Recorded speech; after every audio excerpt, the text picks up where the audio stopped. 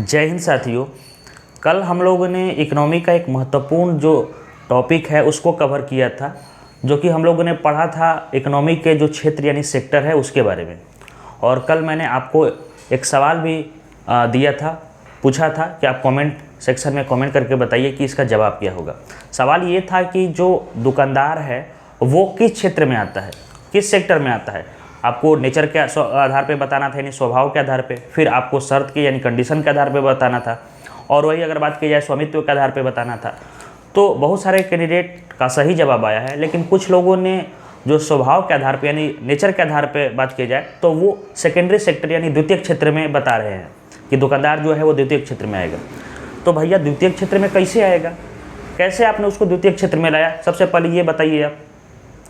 तो मैं आपको समझा दे रहा हूँ, दुकानदार कोई भी दुकानदार है, अगर मानकर चलिए वो अगर गेहूँ बेच रहा है, चीनी बेच रहा है, या फिर मानकर चलो कि आप कुछ भी बेच रहा है, गुड़ बेच रहा है, डिटर्जेंट बेच रहा है, तो उसका उत्पादन तो वो नहीं कर रहा है। डिटर्जेंट का उत्पादन करता है जी? नहीं करता है। या फिर गेहूं का खुद उत्पादन करता है? गेहूं तो किसान उत्पादन करता है, तो प्राथमिक क्षेत्र में आएगा ही नहीं। और रही बात द्वितीय क्षेत्र की, तो द्वितीय क्षेत्र में क्या होता है? द्वितीय क्षेत्र में जो प्राथमिक क्षेत्र की जो वस्तु आई रहती है, यानी जो प्राइमरी सेक्टर की जो गुड्स आई रहती है, वस्तुएं आई रहती हैं, वो उस प्रोडक्ट को क्या करता है, ये निर्माण या फिर विनिर्माण करता है। उद्योग कारखाने का यह जिक्र है। तो दुकानदार गुड़ बनाता है खुद से? नहीं ना बनाता है। गन्ना का उत्पादन हो गया आपका प्राथमिक क्षेत्र, गुड़ बनना आपको हो गया द्वितीय क्षेत्र। दुकानदार क्या करता है? आपके पैसे के बदले या तो सेवा देता है, या फिर पैसे के बदले कोई आपको गुड्स देता है, और ये टर्सरी सेक्टर में आता है। मैंने आपको अच्छे से समझाया था टर्सरी सेक्टर किसको कहते हैं। टर्सरी सेक्टर में किसी चीज़ का उत्पादन नहीं होता है। जैसे अपना भी मैंने एग्जाम्पल दिया था, मैं आपको यहाँ पढ़ा रहा हूँ, सेवा दे रहा हूँ, यहाँ मैं किसी का खनन नहीं कर रहा हूँ, या फिर कुछ उत्पादन करके गुड़ बनाकर चीनी बनाकर आपको नहीं दिखा रहा हूँ। समझ गए ना? तो कन्फ्यूजन जो है वो अपना दूर कर लीजिएगा, कंफ्यूज बिल्कुल भी नहीं होना है। अगर बात किया जाए स्वभाव यानी नेचर के आधार पे, तो आपका जो दुकानदार है वो आ जाएगा टर्सरी सेक्टर यानी तृतीय क्षेत्र में। ठीक है। वही अगर बात की जाए शर्त यानी कंडीशन के आधार पे, तो सभी लोगों ने ये सही जवाब दिया है कि वो असंगठित क्षेत्र में यानी अनऑर्गेनाइज सेक्टर में आएगा, क्योंकि उसका न वेतन फिक्स है, न समय फिक्स है, और न ही उसका जो है वो आपको अवकाश फिक्स है। वही अगर बात की जाए हम लोग स्वामित्व के आधार पे, तो भाई दुकानदार अपने आप का खुद का मालिक होता है, उसका अधिकार होता है, पैसा लगाया हुआ होता है, सब कुछ उसका होता है, तो वो आपको आएगा प्राइवेट सेक्टर यानी आपको निजी क्षेत्र में आएगा। तो इसलिए आपको डाउट नहीं होना है। और जो भी सवाल मैं पूछ रहा हूँ अगर क्लास के बाद में, तो आप उसका जवाब देने का कोशिश कीजिए। नहीं आ रहा है तो फिर उसी कमेंट सेक्शन में कमेंट कर दीजिए कि सर फिर से बताइए, तो फिर मैं फिर से बताने का कोशिश करूँगा। ठीक है। बाकी आज का जो टॉपिक है इकोनॉमी में वो काफ़ी इंपॉर्टेंट है। उत्पादन के जो है कारक यानी साधन, जिसको कि आगत भी हिंदी में बोलते हैं, यानी फैक्टर ऑफ प्रोडक्शन के बारे में पढ़ना है। यहाँ से भी परीक्षा में आपके सवाल पूछे जाते हैं कि उत्पादन के कौन कौन साधन हैं, फिर इस उत्पादन के साधन के आधार पे जो है अर्थव्यवस्था के कितने टाइप हैं, कितने प्रकार हैं। जैसा कि आपने पढ़ा होगा पूंजीवादी अर्थव्यवस्था, राज्य अर्थव्यवस्था, यानी कैपिटल जो है इकोनॉमी है, स्टेट इकोनॉमी है, मिक्स्ड इकोनॉमी है, मिश्रित अर्थव्यवस्था। इन सब के बारे में आपने अगर पढ़ा है तो उसको अच्छे से पढ़िए और जानिए कि उसका बेसिक जो है वो कॉन्सेप्ट क्या है। और परीक्षा में अगर आपको अगर कोई कुछ घुमा कर भी पूछेगा तो घबराना नहीं है। तो चलिए सबसे पहले हम लोग जानते हैं कि ये उत्पादन प्रोडक्शन के कौन कौन से कारक है। तो देखिए, उत्पादन नाम से ही आपको पता चल रहा है, प्रोडक्शन यानी किसी भी चीज़ का, किसी भी प्रोडक्ट का प्रोडक्शन, यानी किसी भी उत्पाद का उत्पादन करना, यानी निर्माण करना। तो इसके चार कारक है, यानी कारक मतलब फैक्टर मतलब ये होता है कि ये चार ही बहुत जरूरी है, और इन्हीं के मिलजुल से जो है वो किसी भी प्रोडक्ट का प्रोडक्शन होता है, किसी भी उत्पाद का उत्पादन होता है। तो सबसे पहले आता है हमारा कैपिटल यानी पूंजी। क्या आता है? पूंजी। यानी किसी भी प्रोडक्ट के अगर प्रोडक्शन की जरूरत है तो उसमें पैसा भी जरूर चाहिए। बिना कैपिटल यानी पूंजी से कुछ नहीं हो सकता, चाहिए ही चाहिए, पैसा चाहिए। उसके बाद अगर बात की जाए तो दूसरा पा जाएगा लैंड यानी भूमि, यानी भूमि का टुकड़ा भी चाहिए आपको। अगर कहीं किसी भी चीज़ का अगर आप उत्पादन कर रहे हो, किसी चीज़ का प्रोडक्शन कर रहे हो, छोटा हो या बड़ा हो, तो वहाँ आपको भूमि चाहिए ही चाहिए। अब ये जरूरी नहीं है कि भूमि का टुकड़ा, वहाँ प्राकृतिक संसाधन भी उपलब्ध है, जैसे कि भूमि के नीचे कुछ अगर संसाधन मिल गया, ऊपर मिल गया, वो भी आपको इसी में आ जाएगा। ठीक। उसके बाद अगर तीसरे का बात की जाए कि तीसरा जो फैक्टर है यानी जो तीसरा साधन है वो है श्रमिक यानी लेबर। अब उसमें कोई ना कोई कार्य करेगा, कोई ना कोई जो है वो व्यक्ति कार्य करेगा, किसी न किसी का श्रम होगा, तो ये भी आपको आ जाएगा। उसके बाद चौथा मेन है आपको उद्यमी यानी एंटरप्रेन्योर, ये जो है आपको उत्पादन के चौथा कारक है, ये भी काफ़ी इंपॉर्टेंट है। और इसका अर्थ क्या हुआ बाबू, इसका मतलब ये हुआ, उद्यमी इसको बोलते हैं कि किसी न किसी की माइंडसेट होगी, कोई ना कोई ये काम करा रहा होगा। अब एग्जाम्पल के तौर पे हम लोग लेकर चलते हैं, जैसे मानकर चलो आप कोई एग्जाम्पल हम लोग लेते हैं, जैसे गन्ना ही लेते हैं। तो गन्ना की खेती अगर हमको करना है, गन्ना की खेती करना है, तो गन्ना की खेती करना है तो सबसे पहले पैसा लगेगा भाई, खेती में तो पैसा लगेगा ही, फ्री में तो होता नहीं है। तो गन्ना की खेती के लिए पैसा लगेगा, अब उसका उत्पादन अगर करना है तो पैसा लगेगा, उसके बाद कुछ ना कुछ भूमि का टुकड़ा हमको चाहिए, भूमि चाहिए ही, और इसी में आपका जल भी आ जाएगा, वाटर भी आ जाएगा, क्योंकि वो भी प्राकृतिक संसाधन है और वो भी जो है वो आपको उसकी भी ज़रूरत पड़ेगी, यानी पानी ज़रूरत है ना गन्ना में, पानी की खेती के लिए, सॉरी गन्ना की खेती के लिए पानी की ज़रूरत है ना, तो उसका भी आपको ज़रूरत है। उसके बाद श्रमिक, यानी अगर मान कर चलिए किसान ही है, किसान के घर 1 व्यक्ति 2 व्यक्ति 4 व्यक्ति अगर उसमें कार्य कर रहे हैं तो वो भी तो श्रम है, वो भी तो उत्पादन में अपना सहयोग कर रहे हैं, उत्पादन में अपनी महत्वपूर्ण भूमिका निभा रहे हैं। और उसके बाद जो है वो इंटरप्रेन्योर यानी उद्यमी, यानी किसी न किसी माइंडसेट होगा किसी व्यक्ति का कि भाई गन्ना जो है वो हमको गन्ना की खेती करनी है, या फिर मानकर चलो किसान ही है जो है वो चारों चीज़ का वो होता है, ठीक ना, यानी अगर किसी वस्तु का उत्पादन करना है, अगर किसान कर रहा है तो उसमें जो है वो भूमि, पूंजी, श्रमिक और इंटरप्रेन्योर सब कुछ वो वही हैंडल करता है। तो यहाँ तक समझ गए। अब देखिए ऐसा नहीं है कि आपको किसी एक जो वस्तु है उसका उत्पादन में अगर इन 4 कारकों का यूज होता है तो अगले उस वस्तु से अगर दूसरा कोई वस्तु का उत्पादन होगा तो किसी और का होगा। सिंपल सा जो है वो तरीका है, ये समझिए कि किसी भी वस्तु का अगर प्रोडक्शन होता है, किसी भी जो है वो उत्पाद का उत्पादन होता है, तो इनमें ये चारों कारक आपको शामिल होंगे और इन्हीं 4 कारकों की सहायता से ही किसी वस्तु का उत्पादन होता है, निर्माण होता है।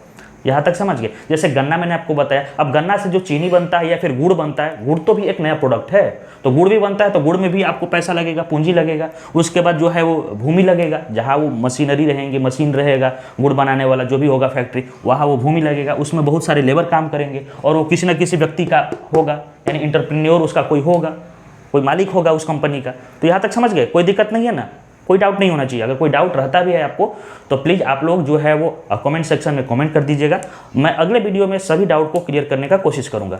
तो चलिए एक बार आप लोग स्क्रीनशॉट ले लीजिए, उसके बाद हम लोग आगे बढ़ते हैं इस क्लास में। अब उसके बाद हम लोग जानेंगे कि उत्पादन के जो है साधन है इसके यानी कारक है, इसके आधार पर कितने टाइप की इकोनॉमी है।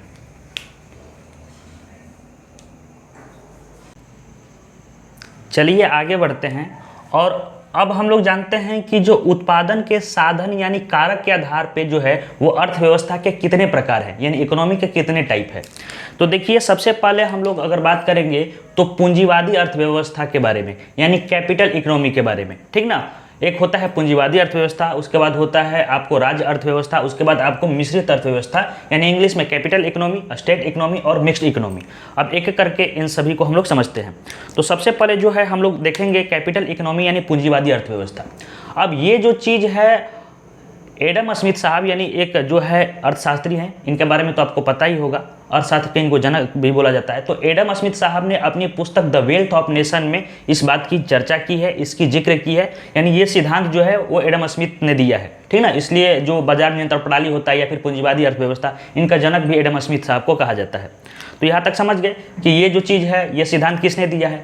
अब ये पूंजीवादी अर्थव्यवस्था में होता क्या है, तो जैसा कि मैंने आप सभी को बताया कि किसी भी उत्पाद यानी प्रोडक्ट के लिए अगर उसका प्रोडक्शन करना है तो 4 महत्वपूर्ण जो है वो कारक यानी 4 जो है वो कारक उसमें शामिल होता है। एक कैपिटल, उसके बाद दूसरा है आपका लैंड, तीसरा है आपका लेबर और चौथा इंटरप्रेन्योर यानी पूंजी, भूमि, श्रमिक और उद्यमी। ये चारों से मिलकर किसी भी प्रोडक्ट का प्रोडक्शन होता है, किसी वस्तु का उत्पादन होता है। तो इन सभी 4 कारकों पर यदि निजी क्षेत्र का अधिकार रहेगा यानी प्राइवेट सेक्टर का जो है वो अधिकार रहेगा, वो आपको पूंजीवादी अर्थव्यवस्था में हो जाएगा, यानी कैपिटल इकोनॉमी कहलाएगा। यहाँ तक समझ गए, यानी जो 4 कारकों है जहाँ से कि किसी भी प्रोडक्ट का प्रोडक्शन हो रहा है उस पर यदि प्राइवेट सेक्टर यानी निजी क्षेत्र का अधिकार है तो वो पूंजीवादी अर्थव्यवस्था में आ जाएगा, यानी कैपिटल इकोनॉमी में आ जाएगा। कोई दिक्कत। अब देखिए, अब ये जो प्राइवेट सेक्टर है तो आपको पता है कि सभी जो है वो प्राइवेट सेक्टर का अधीन अगर रहेगा वहाँ, तो वहाँ बाजार नियंत्रण प्रणाली रहेगी, यानी मार्केट है, मार्केट के आधार पर सारी चीज़ें चलेंगी। वहाँ डिमांड एंड जो सप्लाई यानी मांग और जो पूर्ति का सिद्धांत है वहाँ लागू होगा। प्रतियोगिता भी आपस में रहेगी, यानी अगर मानकर चलिए किसी भी प्रोडक्शन जो है प्रोडक्ट का प्रोडक्शन हो रहा है तो बहुत सारी कंपनियाँ रहेगी, इसलिए वहाँ जो प्रतियोगिता भी रहेगी। तो इसमें परीक्षा में पूछता है कि जो बाजार नियंत्रण प्रणाली है ये किस इकोनॉमी में देखा जाता है? तो आपको बाबू पूंजीवादी अर्थव्यवस्था में देखा जाता है, यानी कैपिटल इकोनॉमी में देखा जाता है। यानी जो मार्केट आपको कंट्रोल जो सिस्टम है वो आपको देखा जाता है कैपिटल इकोनॉमी यानी पूंजीवादी अर्थव्यवस्था में। यहाँ तक कोई दिक्कत? चलिए, अब इसके अंतर्गत जो होता है केवल जो है वो लाभ के लिए कार्य होता है। किसके लिए कार्य होता है? केवल और केवल लाभ के लिए कार्य होता है। ठीक है, जैसे कि एग्जाम्पल के तौर पे आप यूएसए ले सकते हो, फ्रांस ले सकते हो, कनाडा ले सकते हो। इन सभी देशों में जो है वो पूंजीवादी अर्थव्यवस्था है, यानी इन सभी देशों ने पूंजीवादी अर्थव्यवस्था यानी कैपिटल इकोनॉमी को एडॉप्ट किया है। कोई दिक्कत? अब जो यहाँ की गवर्नमेंट है, जो सरकार है, वो अहस्तक्षेप का सिद्धांत जो है वो बाजार नियंत्रण प्रणाली के लिए लागू करती है, उस पर अपनाती है।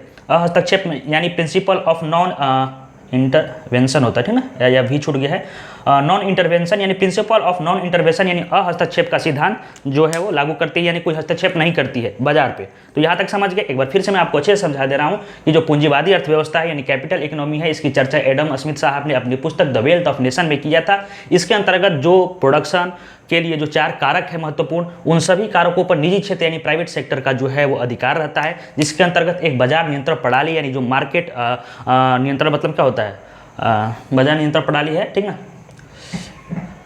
इंग्लिश ध्यान नहीं आ रहा है। तो बाजार नियंत्रण प्रणाली जो है वो आपको यहाँ होता है, जिसके अंतर्गत जो है केवल लाभ के लिए कार्य होता है, ठीक ना। बाजार नियंत्रण प्रणाली यानी मार्केट कंट्रोल पॉलिसी, ठीक, आप ऐसा कह सकते हो। मार्केट कंट्रोल जो है वो पॉलिसी के अंतर्गत जो है वो ये होता है। बाकी हस्तक्षेप यानी प्रिंसिपल ऑफ नॉन इंटरवेंशन जो है वो सरकार जो है वो यहाँ अपनाती है। तो यहाँ तक बिल्कुल क्लियर हो गया होगा आपका। अब हम लोग बात करते हैं राज्य अर्थव्यवस्था यानी स्टेट इकोनॉमी के बारे में। पहला हम लोगों ने समझ लिया। अब स्टेट इकोनॉमी का जो है वो जिक्र सबसे पहले जो है वो कार्ल मार्क्स साहब ने अपनी पुस्तक दास कैपिटल में किया है। और इसका जो सिद्धांत है किसने दिया है? दास कैपिटल नामक पुस्तक में कार्ल मार्क्स ने। तो परीक्षा में ये भी पूछता है, परीक्षा में जैसा कि यहाँ ये भी पूछता है कि बताइए कि पूंजीवादी अर्थव्यवस्था में जो है वो जो 4 कारक हैं, उत्पादन के जो साधन है उस पर किसका अधिकार होता है, बाजार नियंत्रण प्रणाली किस टाइप के जो इकोनॉमी में यूज होता है, बाजार नियंत्रण प्रणाली की व्यवस्था किस टाइप के इकोनॉमी में, ये सब पूछता है। एक सवाल आप सबको पढ़ लेना है। अब राज्य अर्थव्यवस्था में अगर बात करेंगे तो जो 4 कारक होते हैं यानी जो 4 फैक्टर हैं, ठीक ना, इन सभी 4 कारकों पर जो है वो गवर्नमेंट का अधिकार होगा। किसका होगा? सरकार यानी गवर्नमेंट का अधिकार होगा। वो आपको राज्य अर्थव्यवस्था में आ जाएगा। ये भी 2 टाइप का है, एक है समाजवाद यानी सोशलिस्ट, एक है साम्यवाद यानी कम्युनिस्ट। राज्य अर्थव्यवस्था भी आपको 2 टाइप का है, एक समाजवाद अर्थव्यवस्था यानी सोशलिस्ट जो है वो इकोनॉमी, और एक साम्यवाद यानी कम्युनिस्ट इकोनॉमी। अब जो समाजवाद अर्थव्यवस्था है इसको सबसे पहले 1917 में सोवियत संघ रूस यानी यूएसएसआर ने अडॉप्ट किया था, अपनाया था। और वही अगर साम्यवाद का बात किया जाए यानी कम्युनिस्ट इकोनॉमी का, तो सबसे पहले चाइना ने आपको 1949 में इसको अपनाया था, अडॉप्ट किया था। अभी भी वो जो है साम्यवाद अर्थव्यवस्था को ही अपनाया है जो है वो चाइना। तो यहाँ तक समझ गए ना ये चीज़ों। अब देखिए, अब इसमें क्या होता है कि जो उत्पाद होता है यानी जो प्रोडक्ट होता है, प्रोडक्ट पर जो है वो गवर्नमेंट का नियंत्रण रहता है, सरकार का नियंत्रण रहता है। कोई भी प्रोडक्ट हो जब चाहेगा सरकार वो अपने नियंत्रण में रख सकता है। और ये जो बेसिकली है ये वेलफेयर यानी जन कल्याण के लिए सरकार जो है वो कार्य करती है। क्या करती है? जन कल्याण के लिए कार्य करती है। और इसमें एक व्यवस्था आता है विकेंद्रीकृत व्यवस्था, यानी सभी का जो है वो कार्य अलग अलग रहता है। जैसे कि मान कर चलिए कि अगर कोई राशन ही बांटना हो सरकार द्वारा, जो है गेहूँ और चावल का जो है वो जो बांटा जाता है ना गरीबों में, 5 किलो गेहूँ ऐसा चावल करके, तो विकेंद्रीकृत जो है वो व्यवस्था के अंतर्गत उसके लिए एक मजबूत प्रशासनिक ढांचा भी अपनाई गई है। अगर कोई गलती करेगा तो उसके लिए न्याय दंड विधि भी है यानी जस्टिस पिनल लॉ भी है। ये सब जो है व्यवस्था आपको राज्य अर्थव्यवस्था यानी स्टेट इकोनॉमी में देखी जाती है। तो एक जो फैक्ट है यहाँ से आपको परीक्षा के लिए इंपॉर्टेंट है, पूछ सकता है कि बताइए कि 4 कारकों पर गवर्नमेंट का अधिकार हो वो किस टाइप का इकोनॉमी है। उसके बाद अगर पूछेगा कि सबसे पहले जो है यूएसएसआर ने किस इकोनॉमी को अडॉप्ट किया था, या फिर चाइना का भी पूछ सकता है। और उसके बाद विकेंद्रीकृत व्यवस्था किस टाइप की इकोनॉमी में देखी जाती है। तो इन सबको आपको ध्यान देना है और याद करना है, ठीक। अब बात करते हैं हम लोग मिश्रित अर्थव्यवस्था यानी मिक्स्ड इकोनॉमी के बारे में। बेसिकली मिक्स्ड इकोनॉमी क्या होता है? तो देखिए, अगर इसकी बात किया जाए तो जो है ये अर्थशास्त्री हैं जे.एम. किन्स है। इन्होंने the general theory of employment interest and money नाम की इनकी पुस्तक है, इसमें इस बात की चर्चा की है, इस अर्थव्यवस्था की चर्चा की है, यानी ये सिद्धांत अगर कहा जाए तो इन्होंने दिया है। अब इसमें क्या होता है कि जो 4 कारक है ना, यानी जो 4 फैक्टर हैं, उन सभी कारकों यानी फैक्टर पे जो है वो निजी तथा सार्वजनिक दोनों का अधिकार होता है। यानी प्राइवेट सेक्टर का भी अधिकार होगा और आपको सार्वजनिक यानी पब्लिक सेक्टर का भी अधिकार होगा। तो यहाँ तक समझ गए। अब इसका जो बेसिक उद्देश्य होता है जन कल्याण के लिए कल्याणकारी राज्य की अवधारणा है। इसके अंतर्गत आर्थिक नियोजन करना यानी इकोनॉमिक प्लानिंग करना, उसके बाद सामाजिक न्याय, ये सब जो है इसका उद्देश्य है। और चारों कारक पर जो है वो निजी तथा सार्वजनिक दोनों का अधिकार होता है, यानी किसी उत्पादन के कारक पे आपको जो है वो निजी का अधिकार होगा, किसी पे आपको गवर्नमेंट का अधिकार होगा, ठीक ना। आप देखिए बेसिकली जो है वो हम लोग अगर बात करेंगे तो जो सेकेंड वर्ल्ड वार हुआ था 39 से 45 के बीच, इसमें जो है वो क्या हुआ कि बहुत सारे देश जो है वो कैपिटल इकोनॉमी को अपनाया था, स्टेट इकोनॉमी को अपनाया था। तो इसके बाद जो है बहुत सारे देश की इकोनॉमी बहुत चरमरा गई थी, तो फिर उसको सुधार करने के लिए मिश्रित अर्थव्यवस्था यानी मिक्स्ड इकोनॉमी को अपना लेती है। क्या करता है, बहुत सारे देशों ने मिक्स्ड इकोनॉमी को अपनाया, ठीक। अब मिक्स्ड इकोनॉमी में अगर बात की जाए तो एग्जांपल के तौर पे इंडिया आप ले सकते हैं, पाकिस्तान ले सकते हैं, श्रीलंका ले सकते हैं, नेपाल ले सकते हैं, ये सब मिश्रित अर्थव्यवस्था के अंतर्गत आता है। अगर इंडिया के पर्पज से बात की जाए, इंडिया कब इसको अपनाता है, तो देखिए एक चीज़ हम लोग समझते हैं, इंडिया जो है फर्स्ट औद्योगिक नीति यानी जो इंडस्ट्रियल पॉलिसी आया था जो कि आपको 1948 में आया था, तो फर्स्ट औद्योगिक नीति यानी इंडस्ट्रियल पॉलिसी के अंतर्गत इंडिया समाजवाद अर्थव्यवस्था है, यानी राज्य अर्थव्यवस्था में जो ये सोशलिस्ट अर्थव्यवस्था है, इकोनॉमी है, समाजवाद अर्थव्यवस्था, उसको अपनाती है। वो फर्स्ट औद्योगिक नीति यानी 1948, यह मैं लिख दे रहा हूँ, फर्स्ट औद्योगिक नीति कब आई थी, 1948 में। लेकिन सेकेंड अगर औद्योगिक नीति जो कि 1956 में सेकेंड 5 ईयर प्लान के अंतर्गत आता है, उसमें फिर इंडिया ने यानी भारत ने मिक्स्ड इकोनॉमी को एडॉप्ट करता है, मिक्स्ड इकोनॉमी को अपनाया जाता है भारत द्वारा, यानी मिश्रित अर्थव्यवस्था को जो है वो आपको इंडिया जो है अपनाती है। और वही 1991 में जो नई आर्थिक नीति आई थी, यानी जो LPG लिबरलाइजेशन, प्राइवेटाइजेशन और ग्लोबलाइजेशन के अंतर्गत जो है वो मिक्स्ड इकोनॉमी यानी मिश्रित अर्थव्यवस्था को पूरी तरह अच्छे से यानी एक व्यापक रूप में अपनाती है। तो अगर आपसे पूछेगा परीक्षा में कि हमारी जो देश की इकोनॉमी है, भारत की जो इकोनॉमी है, अर्थव्यवस्था है, वो किस टाइप की अर्थव्यवस्था है, तो मिश्रित अर्थव्यवस्था है, जिसमें कि जो 4 कारक है उस पर निजी तथा सार्वजनिक दोनों का सहअस्तित्व है, दोनों का अधिकार है।